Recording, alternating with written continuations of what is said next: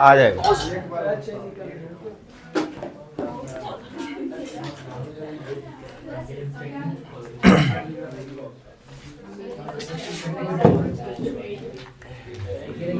तो आज है डे 7 ऑफ 50 डेज हार्ड और हम लोग स्टार्ट करने वाले हैं discussion of chapter number 2 acid base and salt.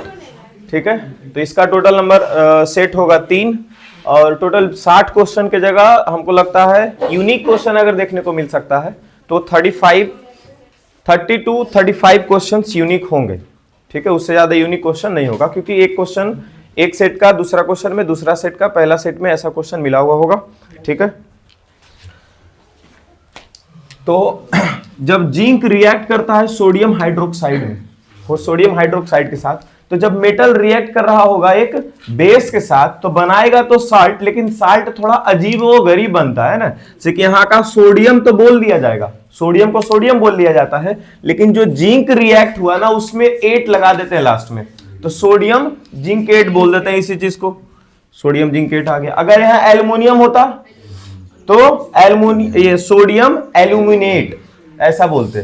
ठीक है, आगे चलते हैं। विच of the following is not a mineral acid, इसमें से कौन सा मिनरल एसिड नहीं है?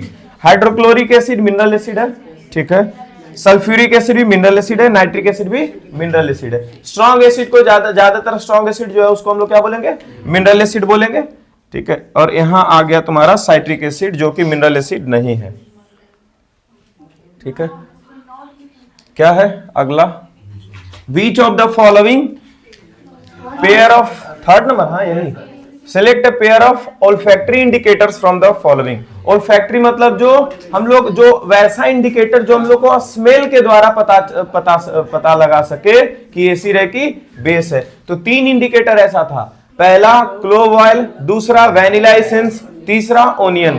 देखो कहां पे ओनियन टर्मरिक नहीं होगा, वैनिला मिथाइल ऑरेंज नहीं होगा, क्लोव ऑयल वैनिला, सही बात है यही होगा। ठीक है, यहाँ क्लोव और लिटमस है। एक तो ओल्फैक्टरी दे रहा है हर जगह, देखो यहाँ क्लोव ऑयल ओल्फैक्टरी है, ओनियन ओल्फैक्टरी है, वैनिला ओल्फैक्टरी है, लेकिन बाकी सब मिथाइल ऑरेंज सिंथेटिक इंडिकेटर है ना, टर्मरिक सिंथेटिक इंडिकेटर है। ये सब जिसका आंख पर रहेगा वही पता कर पाएगा, मतलब कि जो कलर चेंज दिखा सके ये सब ऐसा इंडिकेटर है ना।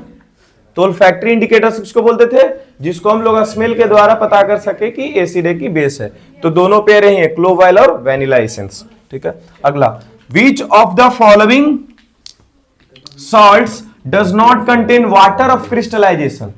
तो ब्लू विट्रोल CuSO4.5H2O होता है। ब्लू विट्रोल किसको बोलते हैं?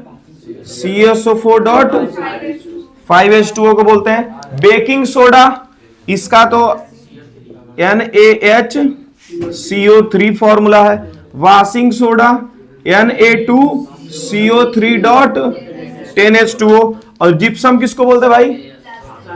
प्लास्टर, जिप्सम को प्लास्टर ऑफ पेरिस बोलते, CaSO4.2H2O। अगर प्लास्टर ऑफ पेरिस रहता लिखा हुआ तो CaSO4.12H2O। एकदम याद रखना ये वाला पार्ट, समझ गए? ये अगर नहीं याद है किसी दिन अगर सुन लिए, क्योंकि रिवीजन तो करवा दिए अभी नहीं कि सर दोबारा से उसको नहीं पढ़े तो भूल गए हैं। अभी आगे का महीना कुछ भी अगर हम पूछे इधर उधर से तो सबको याद होना चाहिए, नहीं तो मार ही खाली चलेगा। ये 2 महीना मारने के लिए ही बस रखे हैं बैच। ठीक है, हाँ। Identify the correct representation of reaction occurring during chlor alkali process. Hello, chlor alkali process कब इस्तेमाल होता है जी? तो NaOH को बनाने के लिए। NaOH किसको बोलते हैं हम लोग? कॉस्टिक सोडा को। सोडियम हाइड्रोक्साइड है सबसे स्ट्रॉन्गेस्ट बेस, NaOH नहीं तो KOH। इसका दूसरा नाम क्या है? Caustic soda. ठीक है, ये क्लोर एल्कली प्रोसेस क्यों इस्तेमाल होता है? तो कॉस्टिक सोडा को बनाने के लिए। कॉस्टिक देखो तो NaOH कहां लिखा हुआ है? NaOH सब जगह NaOH लिखा हुआ है। तो इधर देखो NaCl प्लस H2O कहां लिखा हुआ है, NaCl plus H2O, NaCl plus H2O, NaCl plus H2O, ये सब जगह NaCl H2O लिखा हुआ है। इधर भी chlorine H2, chlorine H2, chlorine H2, सब जगह, मतलब सब जगह उसी का फॉर्मूला लिखा हुआ है। तो अब चेक करो बैलेंस कहां पे हो रहा होगा। अच्छा, स्टेट देख करके पता करना है। चलिए, NaOH लिक्विड फॉर्म में नहीं होगा, यहां पे ये गलत हो गया। अब H2O कभी एक्वस नहीं होता, H2O जब भी होगा तो वो लिक्विड में होगा, ठीक है। अब NaCl, H2O, NaOH, Cl2, Cl2 aqueous form में नहीं होगा, गैस जब भी होगा तो गैस के फॉर्म में होगा, ठीक है। तो ये लास्ट वाला ऑप्शन डी हो गया। क्लियर है, समझ में आया सबको? पक्का? क्या बोला, क्या हुआ? ठीक है, दो क्वेश्चन, बहुत बढ़िया। डी ऑप्शन दोनों हमारी थी कि पहला में डी, दूसरा में सी। चलो, कोई ठीक नहीं है तुम लोगों का। अगला क्वेश्चन देख लो। What happens when a solution of an acid is mixed with a solution of a base in a test tube. Acid को जब बेस के साथ मिलाते हैं तो क्या बनता है? Salt plus water. देखो क्या बोलता है, अच्छा, ये क्या क्या लिख दिया जी? Temperature of the solution increases, temperature of the solution decreases, salt formation takes place. तो ये बात तो सबको पता है कि सॉल्ट बनता है। अच्छा, अब टेम्परेचर के बारे में क्या जानते हो? ये शायद हमको लगता है ए सेट में भी वाला क्वेश्चन होगा, था ना? ए सेट में भी क्वेश्चन क्या लगाए थे?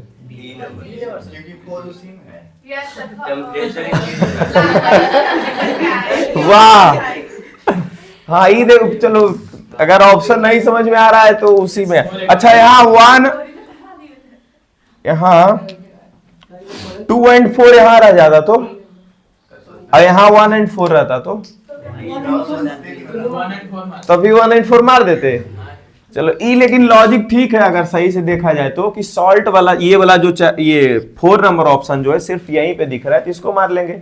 वैसे अगर जो एसिड को बेस के साथ मिलाया जाए तो वो जो सॉल्यूशन बनकर के तैयार होगा उसका इंक्रीज हो जाता है टेम्परेचर, ठीक है। टेम्परेचर इंक्रीज हो जाता है, तो भले यहाँ पे नहीं मालूम था तो अब रट करके रखेंगे, अगर नहीं मालूम था जिन बच्चों को तो वो रट लेंगे यहीं पर, ठीक है।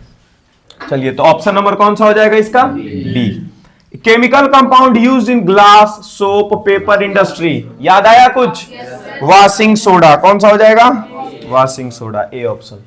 क्लियर है? ये उस दिन करवाए थे ना, वॉशिंग सोडा जब बता रहे थे तो एक यूज लिखना था, तो तुम ही लोग तो बता रहे थे ऐसा ऐसा यूज है उसका। PH of an aqueous solution of A salt is 9। एक एक्वस सॉल्यूशन है, ठीक है, उसका उस सॉल्ट का पीएच कितना है? 9। किसी सॉल्ट का पीएच 9 बोल रहा है, मतलब 7 से ज्यादा हो गया तो वो सॉल्ट बेसिक हो गया। और बेसिक सॉल्ट कब बनता है? जब वीक एसिड हो। एसिड कैसा हो? वीक। और बेस कैसा हो? स्ट्रॉन्ग हो। अब चेक करो यहाँ पे, weak acid strong base, weak acid strong base. Option number B एकदम लॉलीपॉप क्वेश्चन मिलते जा रहा है। नहीं, the table below has information, ये तो उस दिन भी करवाए थे जी। Table below has information regarding pH and the nature, acidic and basic, different which of the, कौन सा सही है? अच्छा, प्योर वाटर का पीएच तो 7 होता है, लेकिन क्या पीएच कलर येलो होगा? नहीं होगा। गैस्ट्रिक जूस पीएच का रेड होगा, गैस्ट्रिक जूस एसिडिक होता है, ठीक है। एसिडिक होगा तो एसिड मतलब खतरा लाल कलर से ही आता है, ठीक है। लेकिन इसका पीएच वैल्यू 6 नहीं होगा, पीएच वैल्यू जो है 1.5 से 2.5 के बीच में होता है गैस्ट्रिक जूस, जो हमारे पेट में होता है HCl, ठीक है। तो ये गलत हो गया यहां से, न्यूट्रल एसिडिक तो होगा लेकिन एक पार्ट गलत लिख दिया। मिल्क ऑफ मैग्नीशिया, कोई भी वो गलत होगा तो सब गलत। Milk of magnesia pH blue, milk of magnesia किस? MOM। ये कौन है? MOM। कब काम आता है? जब एसिडिटी आ जाता है हमारे पेट में, तब इसको हम यूज करते हैं तो फिर सही हो जाता है ना।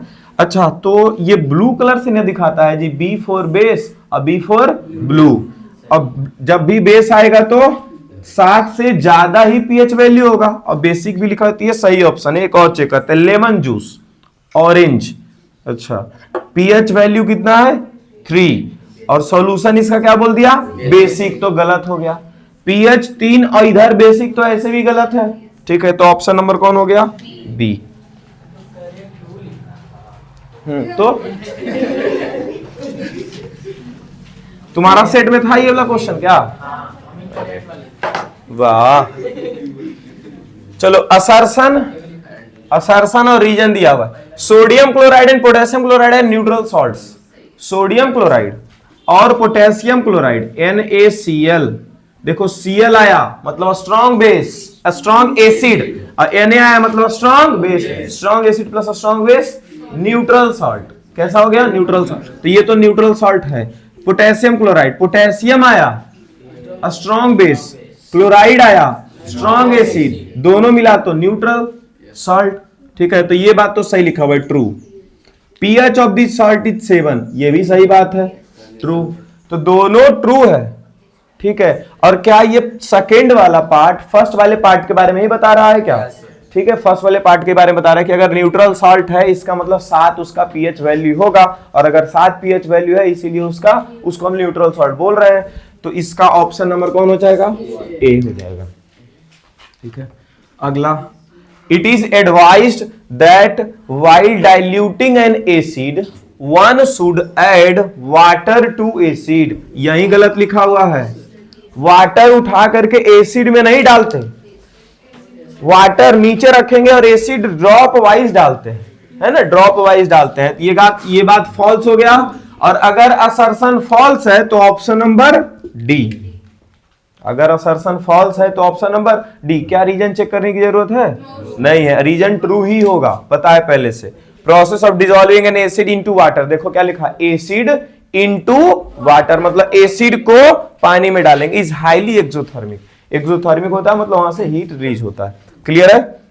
अगला question, name the acid present in ant sting and gives it's chemical formula. Ant sting, methanoic acid, और इसका केमिकल फॉर्मूला क्या है? अगर कार्बन कंपाउंड पढ़े हैं तो मिथेनोइक एसिड आसानी से लिखा सकता है ना, पहले भले याद करना पड़ता। अच्छा, ये एंट स्टिंग में कौन सा लिखेंगे? Methanoic acid. ठीक है, इसका फॉर्मूला मीथेन बोल रहा है तो CH4 लिखेंगे, लेकिन ओइक एसिड बोल रहा है तो COOH भी लिखेंगे, तो CH4 सीधा हटाओ, क्या लिख दो COOH, मिथेनोइक एसिड का फॉर्मूला क्या गया? अच्छा, एक आपको हाइड्रोजन कम गया क्या? अच्छा हाँ, यहाँ पे चलो HCOOH, मिथेनोइक एसिड। ठीक है, तो ये हो गया तुम्हारा एक number complete. Also give the common method, hello, also give the common method to get relief from the discomfort caused by the ant sting. Common method क्या है? हेलो, कोई भी मेथड ऐसा, एक कॉमन मेथड जो हम कभी भी इस्तेमाल कर सकते हैं। ठीक है, तो क्या लगा? अच्छा, एंट जब काटा, आयुष, जब ये एंट काटा तो तुम ही बता रहे हो कि एसिड जहां पर भी उसका affected area, infected area, affected area जो वो क्या है, एसिडिक हो गया है।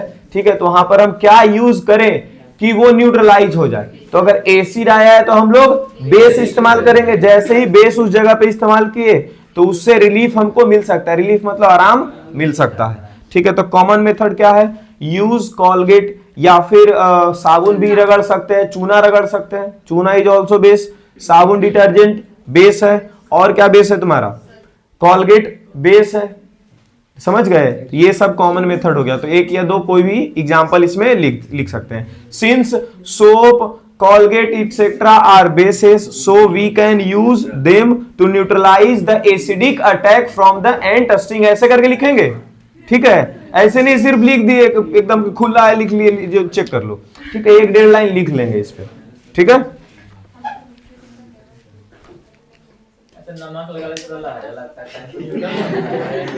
नमक बेसिक कुछ नहीं ना तुम लगाए हो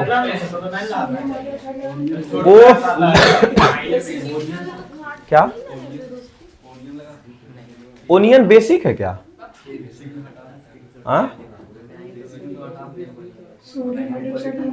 नहीं, अब बेसिक लगाना है तो सोडियम हाइड्रोक्साइड भी नहीं लगा सकते। जैसे कि हम लोग कुछ भी यूज अपना स्किन पे करेंगे तो माइल्ड इस्तेमाल करते हैं ना, वैसे ओनियन तुम बोल रहे हो रगड़ लेने के लिए, ओनियन बेसिक है कि एसिडिक है? मालूम नहीं है?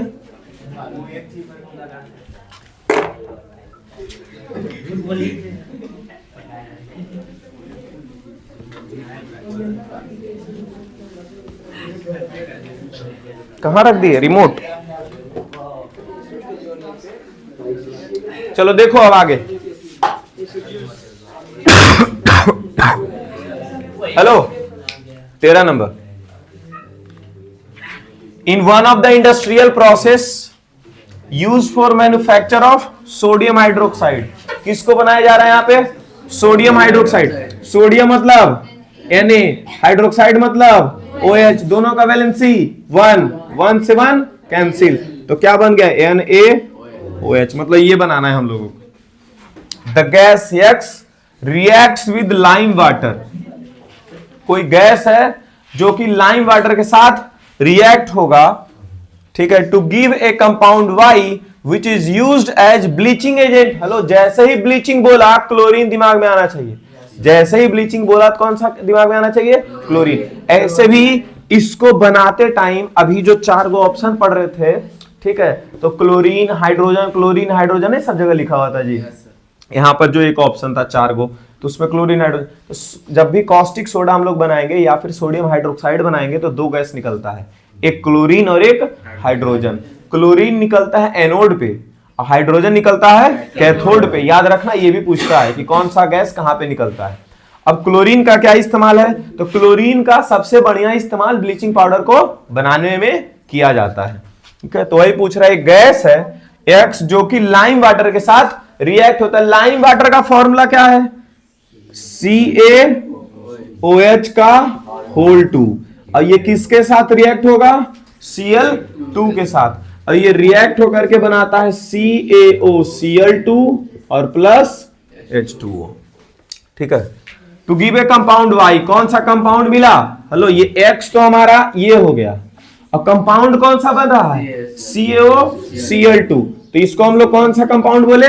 Y। देखो, which is used as bleaching agent, इसको हम लोग ब्लीचिंग एजेंट के जैसे इस्तेमाल करते हैं, ठीक है। इन chemical industry identify X and Y giving the chemical equation of the reaction involve. जो केमिकल इक्वेशन लगेगा वो भी तुमको यहाँ पे लिख देना है, तो ये लिख दिए, ठीक है। 1 नंबर यहाँ हो गया, बैलेंस इसको कर देंगे, पूरा नंबर मिल जाएगा, ठीक है। लेकिन यहाँ पे ये लास्ट में लिखना पड़ेगा, hence X is chlorine gas and Y is a compound which is calcium oxychloride. उसको क्या पढ़ते हैं? कैल्शियम, O से ऑक्सी, C से क्लोरीन, तो कैल्शियम ऑक्सीक्लोराइड।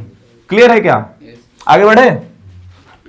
ए क्रिस्टलाइन सब्सटेंस, क्रिस्टलाइन जैसे ही लिखा, या तो डॉट 2H2O होगा, 5H2O हो सकता है, 7H2O हो सकता है, या 10H2O हो सकता है, यही तो पढ़ना है हम लोगों को। और बहुत तो हाफ H2O हो सकता है, प्लास्टर ऑफ पेरिस, ठीक है। A crystalline substance of green colour, अब तो हम लोग कंफर्म हो गए कि ग्रीन कलर, अगर ग्रीन कलर क्रिस्टलाइन बोला,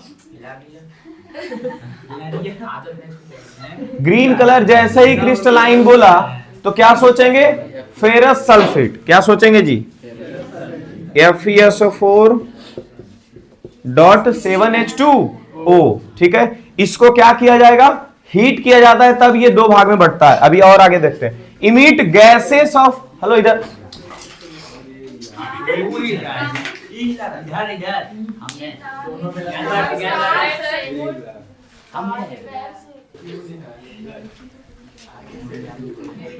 चलो इधर देखो। हाँ, तो ग्रीन कलर का अगर क्रिस्टलाइन सब्सटेंस है, ग्रीन कलर जैसे ही बोला तो हम लोग तो यही सोचते हैं जी, FeSO4 क्रिस्टलाइन बोला इसलिए .7H2O भी लगा करके रखे हुए हैं। गैसेस ऑफ कैरेक्टरिस्टिक ऑर्डर, इससे अब कंफ्यूज नहीं होना कि नया चीज आ गया तो क्या हो जाएगा सर, अभी रुक के रखना है, आगे थोड़ा सा पढ़ना है। व्हेन हीटेड, इसको हीट किया जाएगा, तो लो भाई हीट कर देते हैं। हीट मतलब ट्रायंगल बना देंगे। Over a flame it first loses water and changes colour, ये क्या हो जाएगा? अपना पानी छोड़ देगा और कलर भी चेंज कर लेगा। ठीक है, तो क्या हो जाएगा यहां से FeSO4 और plus 7H2O। On further heating it decomposes and produces A solid compound Y।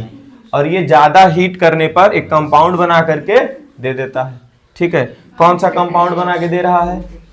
Ferrous sulphate नहीं। अब सुनो ध्यान से, यहां पर पहले पानी लूज किया एंड चेंजेस कलर, तो इसका कहानी यहीं पे खत्म हो गया।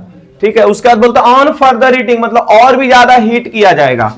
तो और भी ज्यादा हीट किया जाएगा किसको? FeSO4 हो चुका होगा, इसको अब अगर हीट करेंगे तो ये क्या बना के देगा? Fe2O3 और प्लस SO2 प्लस SO3। इसी के लिए बोला जा रहा था यहाँ पे ऑर्डर, कैरेक्टरिस्टिक ऑर्डर। ठीक है, मतलब कि कुछ इसका दुर्गंध आता है, वो दुर्गंध किसके वजह से आएगा? SO2 सोडियम बोल रहे हैं, सल्फर डाइऑक्साइड के वजह से आएगा और सल्फर ट्राइऑक्साइड के वजह से आएगा। सल्फर जहां बर्न होता है तो वहां पे स्मेल, ये गंदा सा स्मेल आता है, पंजेंट स्मेलिंग बोलते हैं। कौन सा स्मेल बोलते हैं? पंजेंट स्मेल बोलते हैं। तो क्या ये दोनों हम लोग को लिखना पड़ेगा? लिखे हो दोनों? तुम लोग के अंदर आया था ये क्वेश्चन? चलो, तो आइडेंटिफाई एक्स एंड वाई, इधर आइडेंटिफाई एक्स एंड वाई। तो एक्स कौन था जी? एक्स था FeSO4.7H2O। अब वाई कौन हो गया? वाई हो गया Fe2O3। कौन हो गया? Fe2O3। State the change in colour observe when x is heated. X को जब हीट किया गया था तो चेंज इन कलर क्या था? तो पहले ग्रीन था और फिर बाद में क्या हो गया? व्हाइट कलर का हो गया। तो बोलेंगे कि green colour of ferrous sulphate turns into white colour. ठीक है, ऐसे लिखेंगे, green colour of ferrous sulphate turns into white colour. Clear हो गया? यहां तक आगे बढ़े। कौन सा? ब्राउन होता है क्योंकि आयरन के वजह से, रेडिश ब्राउन। हाँ, अच्छा एक, चलो ये नाम आया है तो हम तुम लोग से एक और नाम पूछते हैं। Fe3O4 का क्या नाम होता है? हाँ, मैग्नेटिक ऑक्साइड। और इसका एक नाम बुक में ऐसे मैग्नेटिक ऑक्साइड नहीं लिखता है।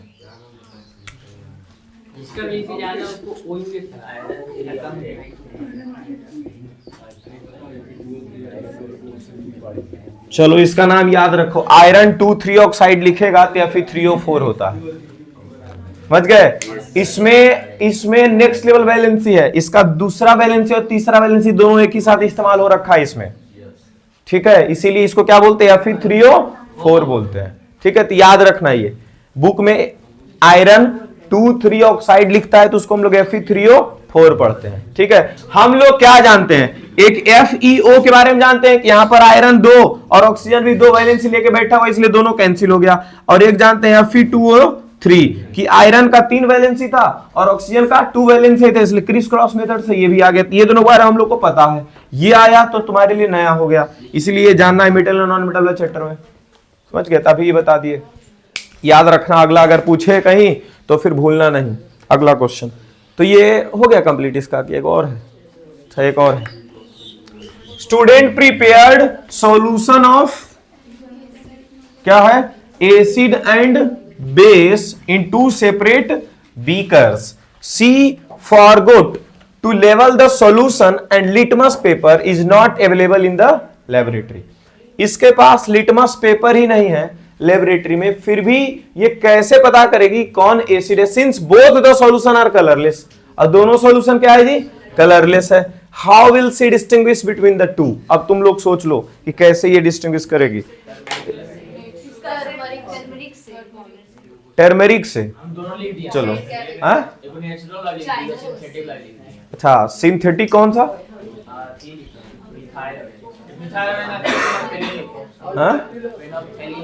फेनोलेप्थेलिन लिखो, बढ़िया है। फेनोलेप्थेलिन लिख सकते हैं, ठीक है। तो जिसमें फेनोल्फथलीन जब भी कलरलेस वाला है ना, तो ये बहुत बढ़िया सुटेबल एग्जांपल हो सकता है, सुटेबल एक्सप्लेनेशन हो सकता है इस चीज के लिए। ठीक है, फेनोल्फथलीन का सुनो ध्यान से। एसिड बेस वाला जो चैप्टर है ना, तो उसमें करीबन 6 या 7 को छोटा छोटा वीडियो बना करके इंस्टाग्राम पे भी डाले थे, लेकिन उसका कोई फायदा तो है नहीं, समझ गए। हाँ उसमें ये बात बताए थे कि अगर जो दो लिक्विड है, दोनों अगर कलरलेस है, तो हम लोग फेनोल्फथलीन से बहुत ही बढ़िया तरीके से पता कर पाते हैं कि कौन एसिड और कौन बेस है। फेनोल्फथलीन में बेस में जब जाएगा तो वो कलरलेस का कलरलेस रह जाएगा।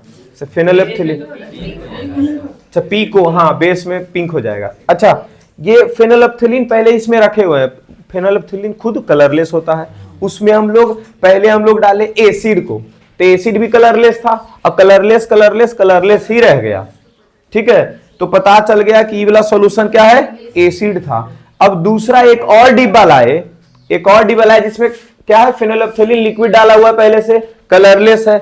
जो हमारे पास दूसरा सॉल्यूशन है वो क्या है, कलरलेस ही है, वो हमको भी पता नहीं है कि बेस है, कलरलेस ही है। उसको जब इसमें डाले तो कलर क्या चेंज कर दिया, फेनोल्फथलीन का कलर ये कलरलेस से पिंक हो गया। मतलब समझ में आ गया कि अभी जो डाले हैं वो कौन सा था, बेस था।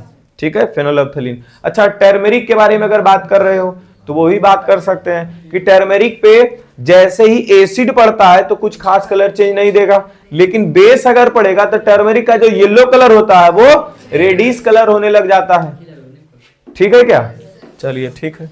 और क्या मिथाइल ऑरेंज का लिखे हो, ऐसा में हम लोग लिख सकते हैं, कोई दिक्कत नहीं है। ज्यादा अपने दिमाग में ना एग्जाम्पल रखो, लेकिन लिखना कब है ये सेट करके रखो। तो कोई गेम अगर खेलते हो तो पता है ना कि कब कौन सा ये अटैक आए या फिर क्या चीज आए, तो हम लोग को क्या करना है। जैसे क्रिकेट का गेम में एक ही बॉल पे 3-4 शॉट लगा सकता है एक आदमी, लेकिन जब गेंद आ रहा है तो उसके पहले से दिमाग में फिट होना चाहिए कि ये गेंद आया तो कब कौन शॉट खेलना है, समझ गए। अगर ये चारों शॉट तुम्हारा दिमाग में घूमेगा तो तुम गलती करके आओगे। इसीलिए जब हम लोग आंसर लिखते हैं, इसीलिए आंसर राइटिंग करवाते हैं बार बार, कि आंसर जब हम लोग लिखेंगे दिमाग में मेरा पहले से फिट रहेगा कि ऐसा क्वेश्चन आएगा तो ऐसा एक्सप्लेन हम लोगों को करना है। ठीक है, जैसे कि 3 एग्जाम्पल याद रखना बहुत बेहतर है, लेकिन 3 में से लिखना कौन है ये तुम सोच करके पहले से रखो, तीनों को नहीं लिख देना है, या फिर वहां कंफ्यूज नहीं होना कि लिखे कौन। तो पहले से जब दिमाग में रहेगा तो वहां पे सोचने का टाइम तुम्हारा नहीं लगेगा। ठीक है, समझ में आ गया है क्या। चलिए, तो रिया तुम कल हमसे पूछी थी जब, तो ये समझ में आ गया था हम जो बोले थे, तो हम तो बस हिंदी किए थे उस टाइम पे। हाँ हमको लगा नहीं समझो, हम तो बस हिंदी किए थे इसका जी। चलो कोई नहीं। Common salt is an important raw material. इधर देखो, common salt is an important raw material for various chemicals of daily use. Daily use करने के लिए बहुत ये रॉ मटेरियल तो बहुत सही बात है। अच्छा कॉमन साल्ट इस्तेमाल हम लोग 2 जगह करते हैं, एक कर रहे हैं कास्टिक सोडा बनाने में, NaOH का प्रिपरेशन में। पहला चीज NaCl का इस्तेमाल NaOH को बनाने में इस्तेमाल कर रहे हैं, पहला चीज हो गया। बेकिंग पाउडर को बनाने में भी NaCl का इस्तेमाल करते हैं हम लोग बेकिंग पाउडर का भी इस्तेमाल करते हैं बनाने में, किसका, NaCl का। ठीक है क्या। अच्छा तो अब तुम अगर ध्यान से देखो तो NaCl से ही सब कहानी चालू हुआ होगा। अब तुम सोचो NaCl से हम लोग क्या बनाए थे, कास्टिक सोडा, जो कि क्लोरीन गैस रिलीज किया था। अच्छा क्लोरीन गैस जो रिलीज हुआ उसको हम लोग इस्तेमाल किए थे ब्लीचिंग पाउडर को बनाने में, इस्तेमाल किए थे। अच्छा फिर NaCl को इस्तेमाल किया गया बेकिंग पाउडर बनाने में, बेकिंग सोडा से बेकिंग पाउडर भी बनाए। अच्छा बेकिंग सोडा को जब हीट किया गया था तो उसका जो हाइड्रोजन कार्बोनेट था, हाइड्रोजन कार्बोनेट उड़ करके बस कार्बोनेट रह गया था, जो कि Na2CO3 हो गया। उसमें पानी मिला दिए तो वॉशिंग सोडा तैयार हो गया था। समझ में आ रहा है, मतलब ये एक अकेला लगभग साल्ट का पूरा पार्ट कवर कर लिया। कौन, न्यूट्रल जो साल्ट है या कॉमन साल्ट जो हमारा है NaCl।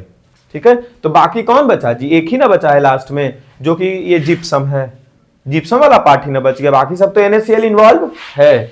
ठीक है, स्टेट इन ब्रीफ, छोटा सा हमें बता दो the method of preparation of sodium hydroxide. Sodium hydroxide को तुम प्रिपेयर कैसे करते हो, तो चलो इसके लिए लिख देते हैं NaCl, ये सॉलिड हो या फिर एक्वस हो।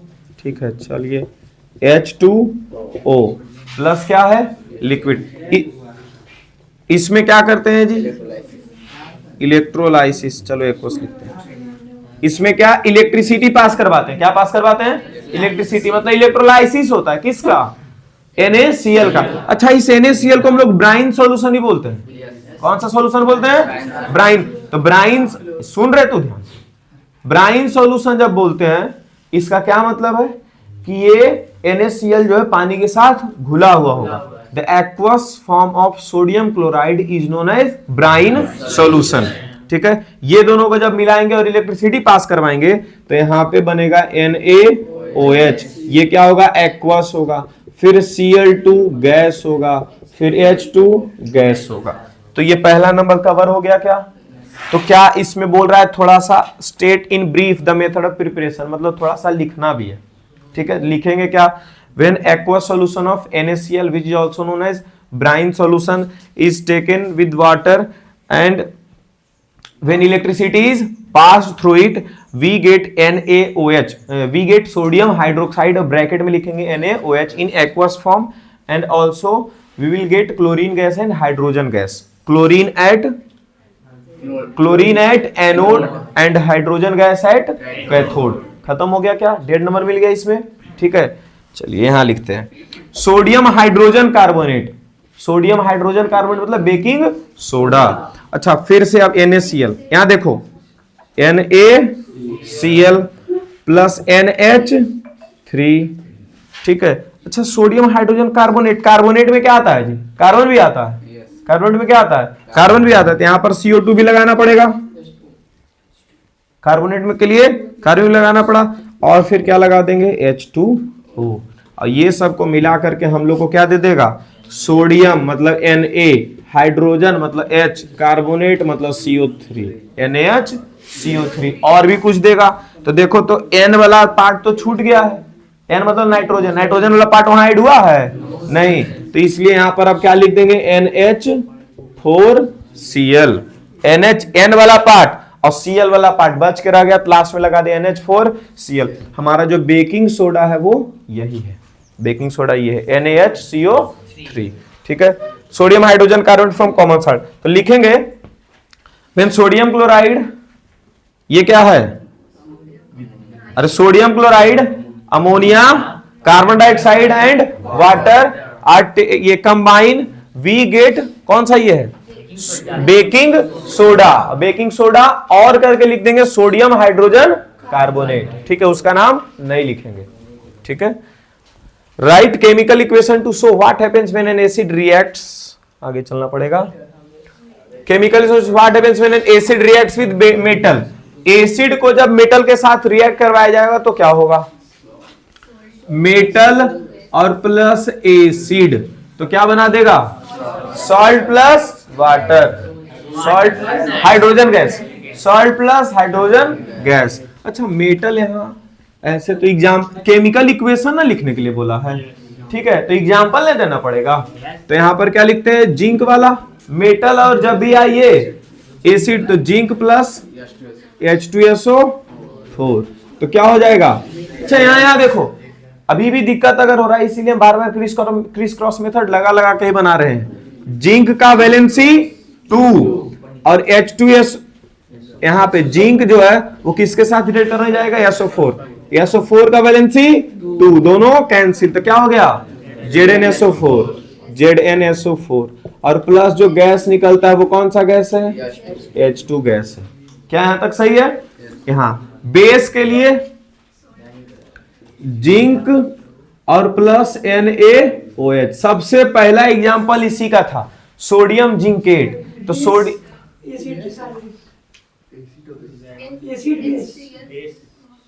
क्या नहीं समझ? अच्छा, एसिड और बेस का जिस दिन डिस्कशन हो रहा था उस दिन भी ऐसे ही शुरू कर दिए थे। यहां क्या लिखा हुआ है? एसिड, और यहां क्या लिखा हुआ है? बेस। एसिड तुम्हारा हो गया H2SO4 और बेस कौन सा है? NaOH ले लेते हैं, NaOH। ठीक है, तो सोडियम जो है SO4 के साथ, या फिर इससे ही बढ़िया हम लोग क्या ले सकते हैं? HCl। कितना बढ़िया हो जाएगा? सोडियम Na और यहाँ का Cl, और यहाँ का मेटल और यहाँ का नॉन मेटल, तो क्या हो जाएगा, Na का वैलेंसी 1 और Cl का वैलेंसी 1 और प्लस, जब भी एसिड और बेस मिलता है तो साल्ट प्लस वाटर बनाता है, तो लास्ट में क्या आ जाएगा, H2O आ जाएगा। कार्बोनेट के साथ कौन जाएगा, एसिड। एसिड का फॉर्मूला HCl और प्लस कोई भी कार्बोनेट, ऐसे नहीं कार्बोनेट मतलब CO3 लगा देंगे, कोई भी कार्बोनेट लेना पड़ेगा खुद से। तो कोई कार्बोनेट का नाम बताएंगे, Na2CO3।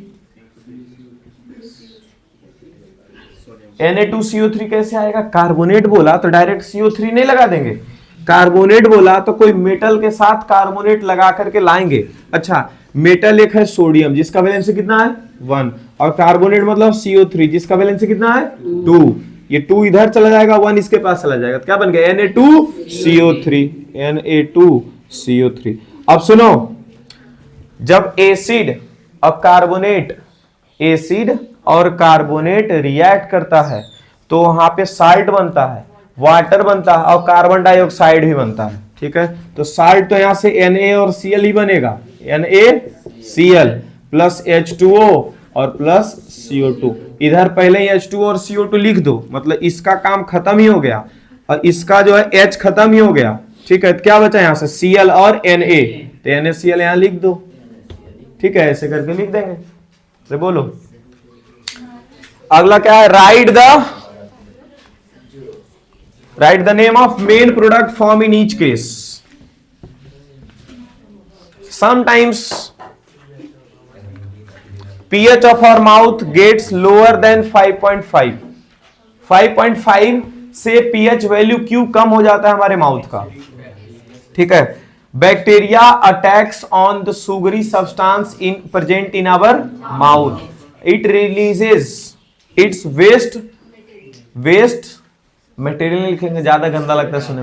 It releases waste in our mouth which is acidic in nature, so that it can decay our tooth enamel, that's why the pH value of mouth will be lower than 5.5। ऐसे pH value 5.5 से 7 के आसपास का रह सकता है। जब brush करते हैं सुबह सुबह तो 7 से ज्यादा चला जाता है pH वैल्यू, समझ गए, 7 से 7.5 तक पहुंच चुका होता है। इसीलिए सुबह सुबह जैसे ही ब्रश करते हो ना, कॉलगेट होता है, टूथपेस्ट का इस्तेमाल करके, समझ गए, जब भी टूथपेस्ट का इस्तेमाल करके हम लोग ब्रश कर रहे होंगे तो उसके वजह से हमारा जो pH वैल्यू वो ज्यादा चल जाती है, इसलिए कुछ मुंह अजीब सा हो जाता है ब्रश करने के बाद, होता है। अच्छा, सुबह सुबह जब उठते हो तो पूरा बैक्टीरिया रात के 8 घंटा, ठीक है, लगातार अपना जो काम था वो चालू रखा था, है ना, जिसके वजह से मुंह पूरा एसिडिक हो जाता है, समझ गए। उसका वेस्ट मटेरियल लेके उठता है मुंह में, तभी हम लोग उसका वेस्ट मटेरियल पी लेते हैं। बोलता है ना, पानी जो है बढ़िया से कुल्ला करते हुए कुल्ला बाहर नहीं फेंकना है, पी लेना है, तो उसका वेस्ट मटेरियल हम लोग पीते हैं, ठीक है। तो वो पूरा एसिड जो है पेट के अंदर जाता है, तब फिर हम लोग भी अंदर जाते हैं, समझा नहीं समझा, हाँ, अंदर कहां जाते हैं, चलो, बेसिक सॉल्ट एक्स बाहर जाता है। अभी भी लोटा वाला प्रोग्राम चालू है। Basic salt x is obtained by heating baking soda. Baking soda हम लोग को मिल रहा है, किसी बेसिक सॉल्ट एक्स को heat is obtained by heating baking soda. अच्छा, बेकिंग सोडा को हीट करने पर क्या मिलता है जी, सोडियम कार्बोनेट मिलता है, उसका हाइड्रोजन खत्म हो जाता है ना।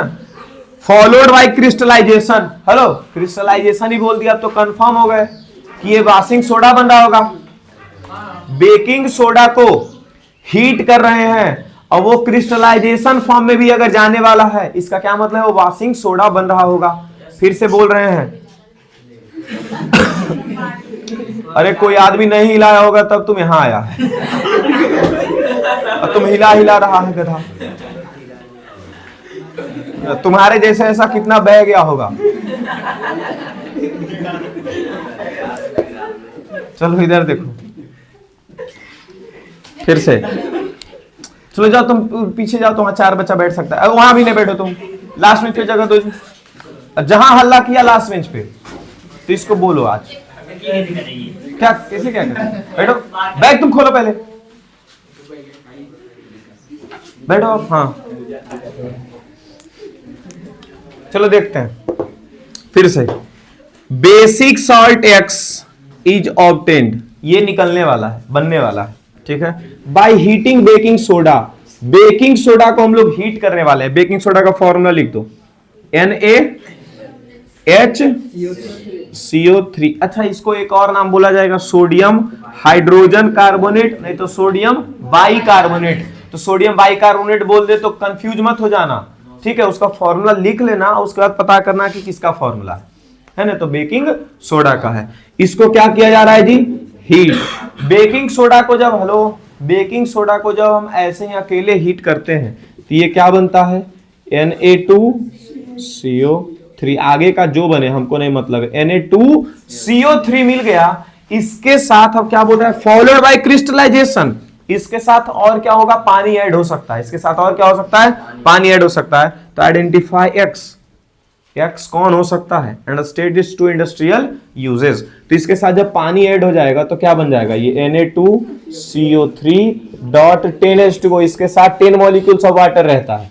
10H2O अगर ऐड हो गया तो इसका क्या नाम हो गया, वॉशिंग सोडा। मतलब एक्स क्या था, ऑब्टेन होने वाला था, मतलब मिलने वाला था, है ना।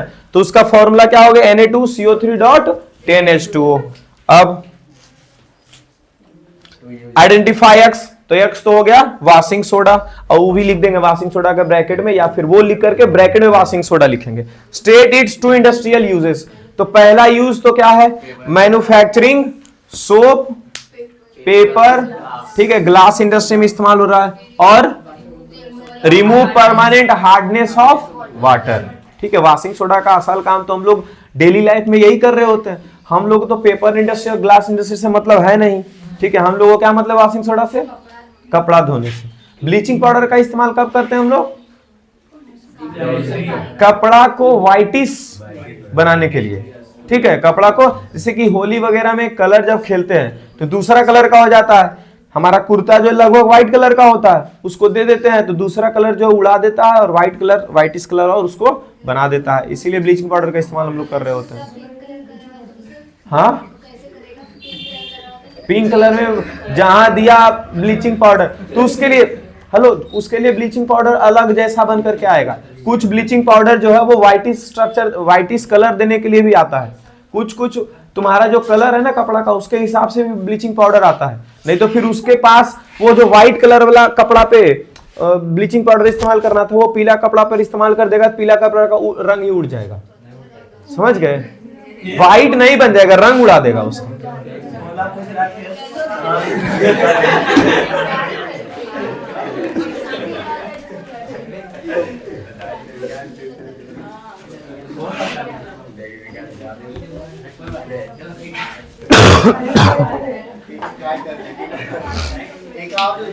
नहीं, अब नहीं है। अच्छा, Y do copper sulphate turns white on heating. Hello, copper sulphate, copper का वैलेंसी 2, SO4 का वैलेंसी भी 2, दोनों हट गया। CuSO4 हीट करते हैं, कॉपर सल्फेट से क्रिस्टल है। अच्छा, क्रिस्टल है तो डॉट 5H2O हीट कर रहे हैं, ट्रायंगल बना दिए। तो कॉपर सल्फेट अलग और 5H2O अलग। ये अब कितना बार पढ़ेगा जी, नहीं। ये कौन सा कलर का है, ब्लू। अरे कौन सा कलर का है ये, ब्लू। और ये कौन सा कलर का है, व्हाइट। खत्म हो गया।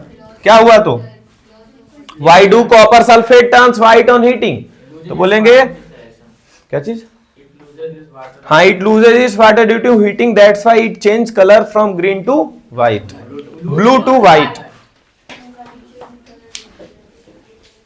चलिए, few crystals of ferrous sulphate. ये क्या है, फेरस सल्फेट। फेरस सल्फेट का क्रिस्टल, इसका क्या मतलब है, वो तुम लोग ने यहां पर अगर कुछ हो रहा है इधर से हो रहा है। फेरस सल्फेट, हाँ जी, पेन छिलेगा तभी ना ये हिलेगा, तार हिलने से इसका क्या कनेक्शन। फेरस सल्फेट के साथ क्या है, 7H2O। अरे फेरस सल्फेट के साथ क्या है, 7H2O। Way taken a dry boiling tube and heated. इसको ड्राई बॉइलिंग ट्यूब में लिया गया था, मतलब सूखा बॉइलिंग ट्यूब में लिया गया था और इसको हीट किया गया, ठीक है। हीट किया गया तो tiny water droplets were observed in test tube some time. कुछ देर के बाद इसके अंदर कुछ कुछ पानी मिला, तो कहां से आया होगा? यही जो 7 हीट करने पर जो H2O लूज करता है वहीं से आया होगा, ठीक है। From where did these water droplets appear, explain. तो ये वाटर ड्रॉपलेट्स कहां से आया होगा? तो when FeSO4.7 when crystals of ferrous sulfate is being heated, it loses its water and formed anhydrous ferrous sulfate and water। इसको हम लोग क्या बोलेंगे? एनहाइड्रस। क्या बोलेंगे इसको? इसको क्या बोलते हैं? हाइड्रेटेड। पानी है मतलब हाइड्रेटेड से होता है ना, हाइड्रेटेड रहो। गर्मी के दिन में ऐसा वर्ड इस्तेमाल किया जाता है। एनहाइड्रेटेड नहीं होना चाहिए, डिहाइड्रेशन नहीं तो हो जाएगा। पानी अगर कम पीते हैं तो क्या हो जाता है? डिहाइड्रेशन हो जाता है, मतलब पानी का कमी हो जाता है। हाइड्रेशन होना या हाइड्रेटेड होना मतलब पानी है उसमें। तो ये क्या हो गया? हाइड्रेटेड। ये क्या हो गया जी? हाइड्रेटेड। और ये क्या हो गया? एनहाइड्रस। ये क्या हो गया? एनहाइड्रस, बिना पानी का, ठीक है क्या? आगे, what colour change will be observe during heating? तो ये कौन सा कलर था? ग्रीन, ग्रीन, ग्रीन, ग्रीन, पेल ग्रीन, लाइट ग्रीन, ये सब लिख सकते हैं इसके लिए, ठीक है। पेल ग्रीन भी लिख सकते हैं, लाइट ग्रीन भी लिख सकते हैं, ग्रीन भी लिख सकते हैं, ठीक है। तो from green to white colour, यही ना चेंज हुआ। तो तुम्हारा 2 नंबर का यही है और ये तुम्हारा 1 नंबर का है। सीधा लिखेंगे ग्रीन से व्हाइट हो गया। How many molecules of water are attached per molecules of FeSO4 crystal? कितना मॉलिक्यूल्स ऑफ वाटर अटैच्ड रहता है? तो 7 मॉलिक्यूल्स ऑफ वाटर। कितना molecules? 7 molecules. Write the molecular formula of crystalline forms of. पहला copper sulphate, तो ये 1 ही number का था, ये 2 नंबर का होगा। कॉपर सल्फेट का क्रिस्टलाइन फॉर्म, ये सब तो अब रट लिए हैं कि CuSO4.5H2O। साथ साथ में बोलो तभी रटाएगा, नहीं तो कोई फायदा नहीं है, समझ गए। फिर सोडियम कार्बोनेट बोल दिया, सोडियम मतलब Na2CO3 और इसके साथ 10H2O रहता है। हो गया क्या? आधा नंबर, आधा नंबर, 1 नंबर, खत्म हो गया। तो ये 2 नंबर का हो गया, 1 नंबर का हो गया, 1 नंबर, 3 नंबर तो आ गया, 2, 3, 4 नंबर आ गया। State how is plaster of Paris obtained from gypsum? Gypsum क्या होता है जी? CaSO4.2H2O, CaSO4.2H2O। इसको जब हीट करेंगे तो बनेगा CaSO4.12H2O और प्लस और 1.5H2O, नहीं तो फिर 3/2 लिख दो, इसको भी तो 1.5 ही बोलेंगे, 3/2H2O, ठीक है। और 2 uses of plaster of Paris, और 2 यूज भी लिखो प्लास्टर ऑफ पेरिस का।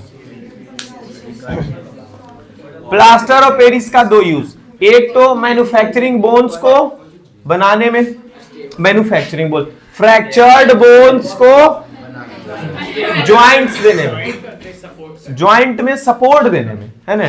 तो to support the joints for the fractured bones, एक तो ये हो गया।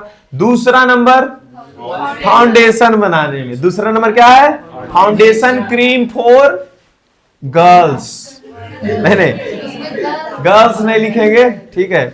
गर्ल्स बॉयज दोनों चपोता है आजकल, ठीक है। तुमको लग रहा था मजाक में बोल रहे हैं? लो, 2 दिन पहले जो पढ़ा रहे थे उसको लग रहा है मजाक में बोल रहे हैं हम।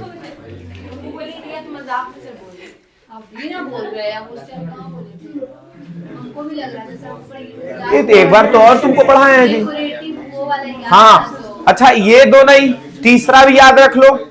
ए सुन लो इधर। अच्छा, प्लास्टर ऑफ पेरिस के बारे में ऐसे लिख देगा, right 2 uses of plaster of Paris without, ये विदाउट, ये क्या बोलते हैं, विदाउट यूजिंग प्लास्टर इन बोन्स, मतलब विदाउट ये सपोर्ट।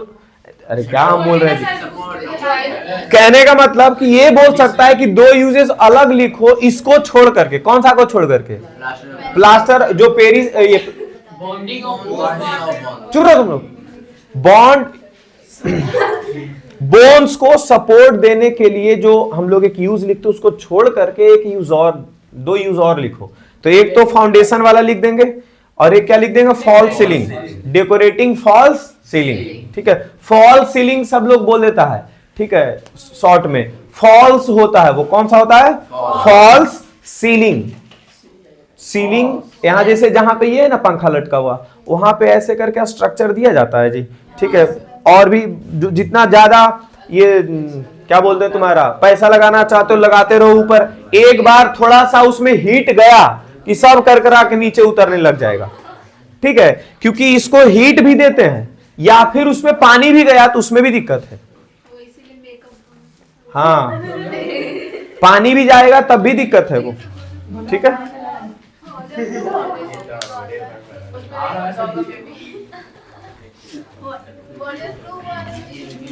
वाटर प्रूफ वाले में वो थोड़ा बहुत मिट्टी मिला था उसमें। अरे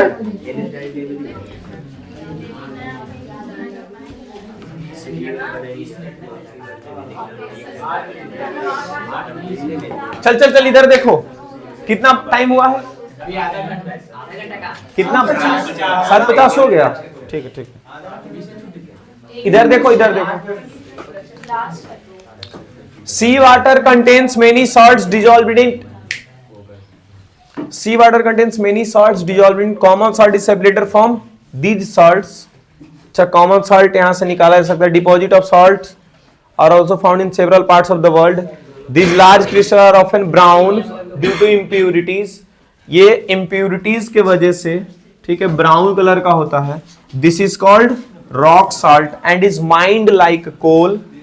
the common salt is an important raw material for the chemicals of daily use। ठीक है, आगे write balanced chemical equation to show the products form during electrolysis of brine. Hello, आ गया इलेक्ट्रोलाइसिस ऑफ ब्राइन, मतलब electrolysis of brine बोला तो क्या बनेगा, कॉस्टिक सोडा। क्या बनेगा, कॉस्टिक सोडा, NaOH, गप नहीं, इधर NaCl। ठीक है, एक्वस सॉल्यूशन, यहां पर क्या दे देंगे, यहां पे इलेक्ट्रिसिटी देते हैं, क्या बनता है जी, NaOH plus Cl2 plus H2। हाँ, जो लगाना ही तो हो गया ना। हमको कहना है कि इलेक्ट्रोलाइसिस ऑफ ब्राइन जो है, इसका क्या मतलब है, ब्राइन बोला मतलब एक्वस सॉल्यूशन ऑफ NaCl बोला, उसमें इलेक्ट्रिसिटी पास करवाएंगे तो क्या होने वाला है, रिएक्शन ये पहले से लिखवा चुके हैं, आगे बढ़ेंगे। अगला क्या, list 2 uses of any one product obtain during electrolysis of Bryan. कोई भी एक प्रोडक्ट जो बना है उसका 2 यूजेस लिखना है। ठीक है, तो क्लोरीन का ही हमको लगता है ज्यादा आसान है लिखना। ठीक है, एक तो ब्लीचिंग पाउडर बनाने में, दूसरा क्लोरीनेशन ऑफ वाटर में, प्यूरिफाइंग वाटर का प्यूरिफाई करने में भी क्लोरीन का इस्तेमाल होता है। एज ए फ्यूल क्लोरीन नहीं, वो हाइड्रोजन इस्तेमाल होता है। क्लोरीन को हम लोग ग्रीसिंग एजेंट में इस्तेमाल कर सकते हैं, सोडियम हाइड्रोक्साइड को। हाँ, अब यहां mild non corrosive basic salt a. Mild मतलब क्या होता है, जो ज्यादा स्ट्रॉन्ग नहीं हो। नॉन कोरोसिव भी है, मतलब ये जलाने वाला भी नहीं है। बेसिक सॉल्ट, लेकिन सॉल्ट कैसा है, basic. Used for faster cooking, is strongly heated to produce a compound B that is used for removing permanent hardness of water। permanent hardness of water को रिमूव करने के लिए कौन इस्तेमाल होता है, NO2CO3.10H2O। Identify A and B। Also write the equation for the reaction that occurs when A is heated।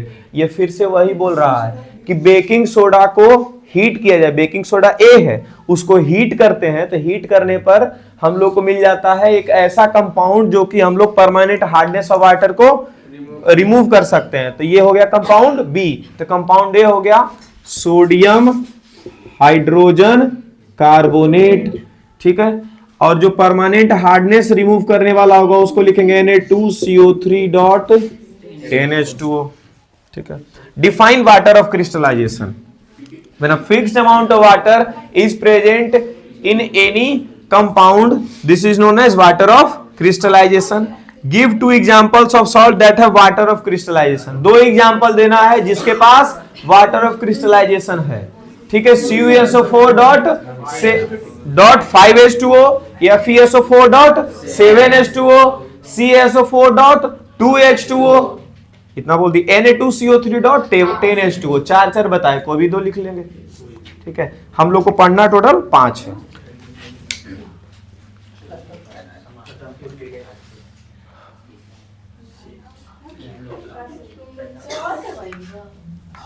आज हो गया लेट, नहीं तो तीनों जो है ना, तीनों डिस्कस करते. तो ऐसा करते हैं, case study section number A में, मतलब ए सेट कितने लोगों का था? ए सेट. डाउट है कुछ क्वेश्चन तो बोलो. कौन सा? पूरा डाउट है? तुम आयुष डाउट है? डाउट है केस स्टडी में? तुम्हारा डाउट है? बोलो. मैं सेक्स ये वही केस स्टडी ना. चलो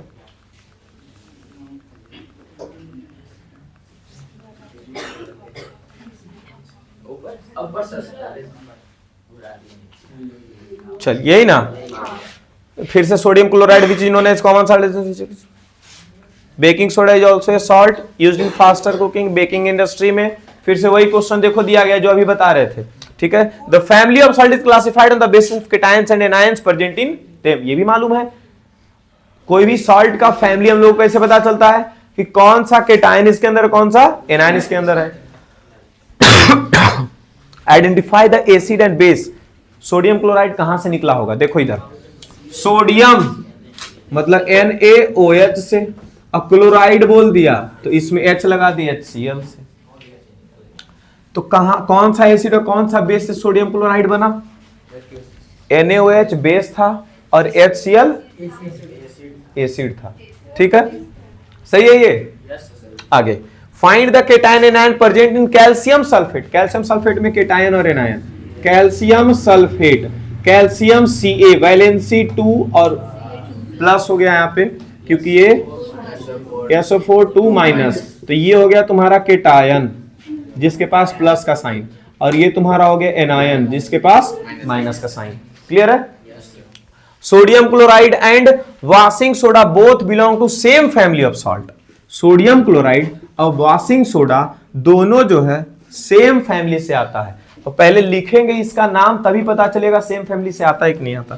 सोडियम क्लोराइड मतलब NaCl और वॉशिंग सोडा मतलब Na2CO3 dot 10H2O.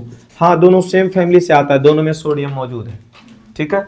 Justify this statement. तो लिखेंगे sodium chloride that is NaCl. Hello, sodium SODIUM ऐसे करके सोडियम क्लोराइड, और दैट इज ऐसे लिखते हैं, that is NaCl, and washing soda that is Na2CO3 dot 10H2O.